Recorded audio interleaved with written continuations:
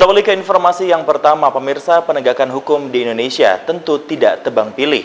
Siapapun yang melakukan pelanggaran wajib dihukum, termasuk pelanggaran dari anak di bawah umur. 10 bulan telah berlalu, namun upaya hukum keluarga korban pencabulan untuk mencari kepastian hukum yang menimpa anak perempuannya hingga kini masih misterius tanpa kejelasan yang pasti. Sementara pelaku berinisial GL, 14 tahun warga Cikampek, hingga kini masih belum tersentuh hukum. Padahal keluarga korban sudah melaporkan perbuatan bejat GL ke pihak berwajib sejak 10 bulan lalu. Ya, waduh itu kita dari awal aja. Intinya mah pencabulan itu ada 4 orang ya korbannya. Yang udah melapor 4 orang. Tersangkanya itu. Tadi kan tahu kan tersangkanya? Inisial tersangkanya tahu nggak Pak? GL. GL. Kejadiannya di Pangula Utara, Cikampek.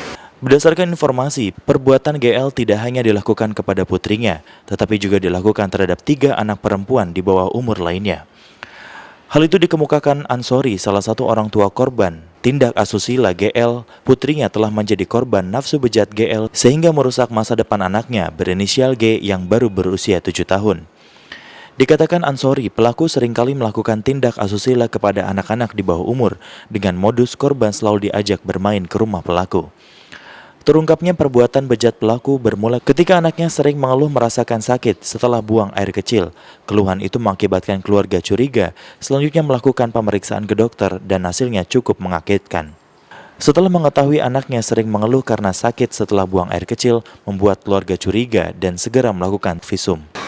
Ya, anak main ke rumahnya dicabuli gitu, Mas. Tawannya pas apa? Tawannya ya itu apa? Anak saya ngomong bahwa tersangka tersebut ya itu apa, kelaminnya dimainkan di duburnya gitu ya enggak. Akhirnya kita visum ke dokter kan, udah ngaku gitu. Akhirnya kita ke ke forensik ya, lapor ke Polres, langsung ke forensik. Ternyata ada luka gitu. Dan ternyata korban nggak 1, ada 4. Setelah terbukti alat vital anak rusak, keluarga korban melapor ke pihak kepolisian setempat, namun laporan mereka selalu diulur dengan sejumlah alasan, hingga kini melewati 10 bulan lamanya. Katanya Pak sebulan ngandang, katanya kan dari si Asep Dani belum jadi kanit sampai udah jadi kanit ya. Udah itu asal kita tanya, iya sebentar lagi Pak, tersangkanya belum ada di tempat, pokoknya ada aja, selalu ada alasan.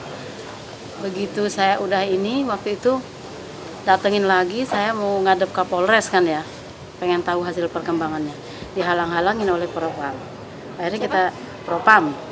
Akhirnya kita teriak-teriak, keluarlah si kepala Propamnya tuh, ada apa Bu? Polisinya nggak benar di sini kerjanya gitu kan.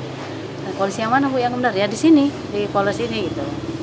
Pas kita katanya, coba Ibu gimana, ada perkembangan apa enggak dari kanit PPA-nya. Justru kita telepon nggak diangkat, kita SMS nggak dibales gitu. Makanya kita sampai pengen ngadep ke Polres gitu kan, pengen tahu perkembangannya bagaimana. Akhirnya kita masih digiring juga harus ke kanit itu. Saya datang ke sana, ada diterima sama polwannya, stafnya kan. Terus saya tanya kan, katanya ini sih Bu, katanya ini udah kita panggil 2 kali, tapi si tersangkanya selalu ada alasan, orang tuanya nggak bisa hadir. Nah, saya jawab, itulah tugas polisi, kata saya. Kalau 2 kali tidak dipanggil, tidak datang, berarti harus dijemput paksa gitu kan.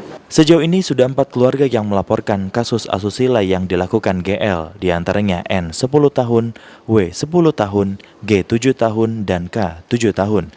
Kasus ini masih dalam proses di Pengadilan Negeri Karawang. Dari Karawang, Jawa Barat, Amirullah, Kemuning TV.